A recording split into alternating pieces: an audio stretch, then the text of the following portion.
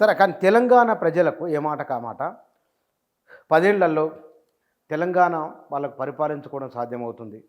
తెలంగాణ అద్భుతమైన వనరులను వినియోగించుకోవచ్చు.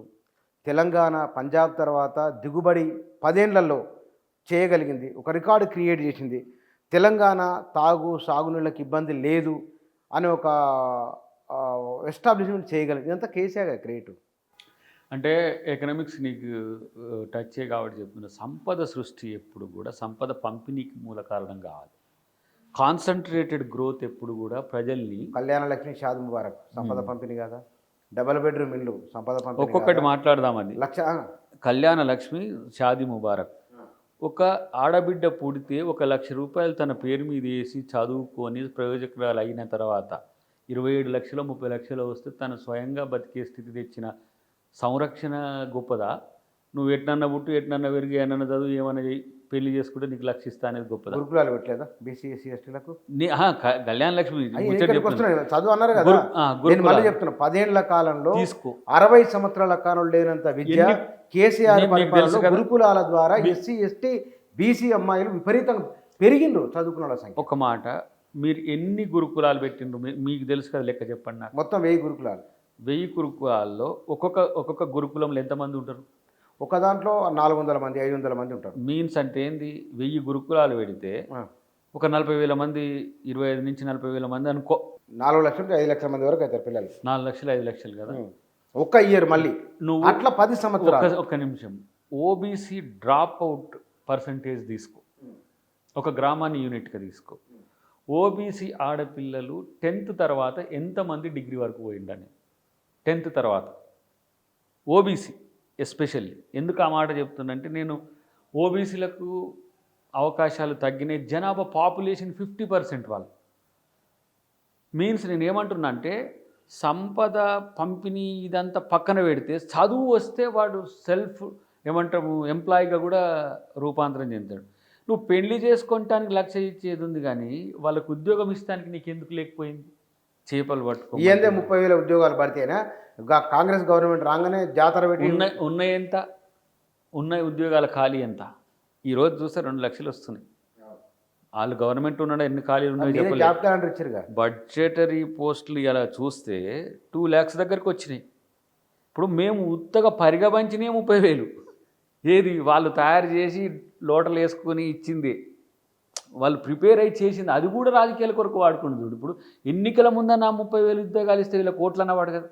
ఎంత పీసినాశోళ్ళు చూడు. ఉద్యోగాలు ఇవ్వడం అంటే అసలు వాళ్ళు ఇంటికెళ్ళి దోచిపెట్టినట్టే ఏదో చేసిన పరిస్థితి. కాబట్టి సామాజిక ప్రయోజనం ఏ విధంగా ఉంటుందో రేపు చెప్తాను. ఇప్పుడు ఎడ్యుకేషన్ స్లోగా ఫ్రీ చేసే చర్చ జరుగుతుంది తెలంగాణలో. మీరు చూడండి, స్లో మీన్స్ ఇప్పుడు ఉన్న పరిస్థితుల్లో మనం ప్రైవేట్ సెక్టార్ని మనం డిక్లైన్ చేయొద్దు. మీన్స్ అదే ఏదో చైతన్య నారాయణ లాంటి కావు. యాజమాన్యాలు సామాజిక సేవతోని విద్యను అందించేవి కూడా మన తెలంగాణలో ఉన్న కల్చర్ ఉంది. వాళ్ళని ఎట్లా ఎయిడెడ్గా చేస్తూనే క్రమేపీ ప్రభుత్వ పాఠశాలల పనితీరును పెంచే కార్యక్రమం మొదలైంది. క్రమేపీ ప్రభుత్వ వైద్యాన్ని పెంచే ఎవరు ఏ టైంలో ఎప్పుడు ఏ హాస్పిటల్కి పోయినా కూడా నేరుగా వైద్యం అంది వచ్చే ఒక ప్రయత్నం. కానీ ఇక్కడ మీరు ఒక పోలిక తెచ్చారు కాబట్టి కేసీఆర్తో రేవంత్ రెడ్డి పోలిక డెఫినెట్గా ఉంటుంది. అది విద్యలో, వైద్యంలో, శాంతి భద్రతల్లో, పెట్టుబడుల విషయంలో, ఉద్యోగ కల్పన విషయంలో, వృద్ధి విషయంలో, వీటిలో ఉంటుంది. ఇప్పుడు పరిపాలన తీరు వెళుతున్నది. మీరు ప్రభుత్వంలో, మీ పార్టీ ప్రభుత్వంలో ఉన్నప్పటికీ పోస్టులు లేకుండా మీరు ప్రభుత్వం, మీదే ప్రభుత్వం. మీకు ఎట్లా పారదర్శకంగా మాట్లాడండి. ఏ అంశాల్లో నిజంగానే బెటర్మెంట్ ఉండబోతున్నది తెలంగాణ?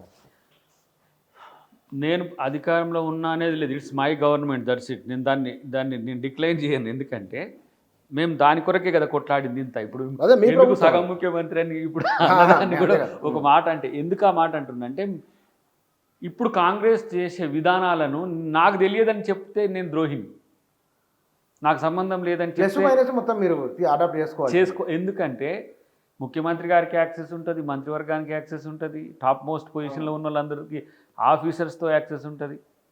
మనం చెప్పితే కొంత వినేటోళ్ళు కూడా ఉంటారు, బ్యూరోక్రాట్స్ నుంచి మొదలు పెడితే లీడర్ల వరకు.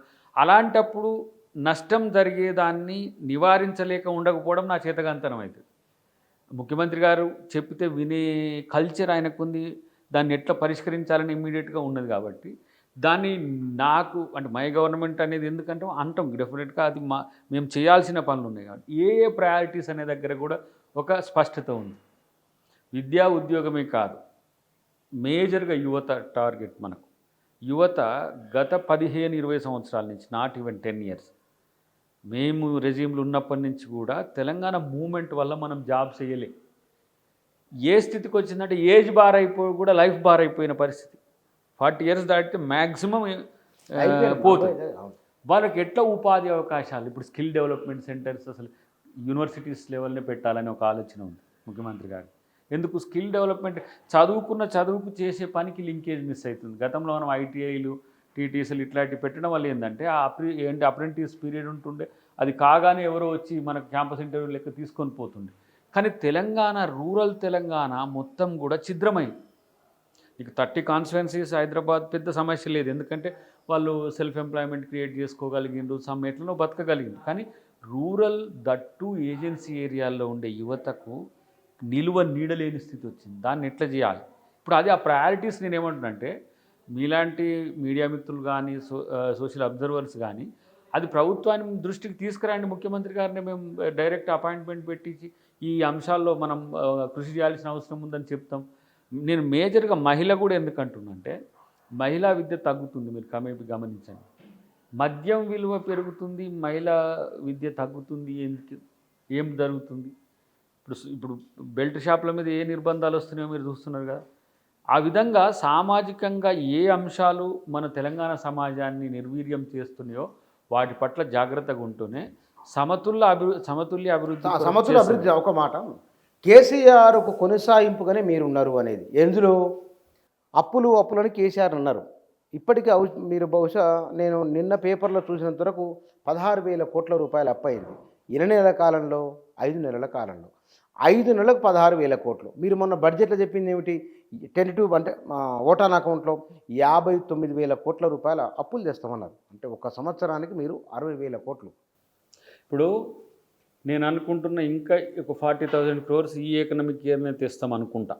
ఎందుకంటే పర్టికులర్గా రైతు రుణమాఫీ అనేది డెఫినెట్గా ప్రజలందరూ అది బడ్జెట్లో పెట్టండి, బడ్జెట్లో పెట్టకుండా అది మళ్ళీ బడ్జెట్లో కాదు, మన కార్పొరేషన్ అన్నారు కదా. మీన్స్ రైతు రుణమాఫీ అనేది మా మేనిఫెస్టో ప్రైమ్ ఇష్యూ, గ్యారంటీలది కాదు, అది మా మేనిఫెస్టో ప్రైమ్ ఇష్యూ. ఫస్ట్ అదే ఒక 8-9 మేనిఫెస్టో అంశాలు ఉంటే మొట్టమొదటిది రైతు రుణమాఫీ ఉంటుంది. ఏ రాష్ట్రంలో అధికారంలోకి వచ్చినా ఆ రాష్ట్ర ఆర్థిక పరిస్థితి ఎట్లా ఉన్నా 2 లక్షలు ఎట్ ఏ టైం రుణమాఫీ చేసేది మా జాతీయ విధానం. రాష్ట్ర విధానం కూడా కాదు, అది జాతీయ విధానం. రేపు జాతీయ స్థాయిలో ఇండియా కూటమి వస్తే మొత్తం తెలంగాణతో కాదు, మొత్తం దేశంలో మొత్తం కూడా 2 లక్షల రుణమాఫీ జరుగుతుంది, అది వేరు. కానీ ఇక్కడ మేము రుణమాఫీ కొరకు ఎక్కువ చేయాల్సి వస్తుంది. మహాలక్ష్మి పథకానికి ఎక్కువ పైసలు అవసరం వస్తాయి. ఏది 2,500 అనేది పెట్టినాం కదా. సో దాంట్లో కూడా నారిన్యాయలో అది 1 లక్ష రూపాయలు డిపాజిట్ చేసి ఎవ్రీ మంత్ 8,500 సంథింగ్ తీసేది అట్లా పెట్టినాం. కానీ నేనేమంటున్నానంటే, ఆర్థికంగా కుదేలవ్వడం వల్లనే అప్పుల పాలవుతున్నామని చెప్పి తప్పించుకోజాలము. ఆర్థిక దుబారాను తగ్గించి రెవెన్యూస్ని పెంచి, అంటే పెయిన్ఫుల్ రెవెన్యూస్ కాదు, అంటే ప్రజల్ని పిప్పి చేసి గుంజే రెవెన్యూస్ కాదు. డెఫినెట్గా ఇప్పుడు మనకు జిఎస్టీని మనం పొదుపు చేసుకుంటే 30% బడ్జెట్ మిగవచ్చు. ఇంకో 10% మిగతా విలాసాలను వీటిని బంద్ చేసుకుంటే, ఎవరు మన ప్రభుత్వంలో ఉండే వీళ్ళంతా కూడా తగ్గించుకుంటే, తర్వాత మన రెవెన్యూస్ క్రమేపీ 10% ప్రతిసారి ఇంక్రీజ్ అవుతున్నది. కానీ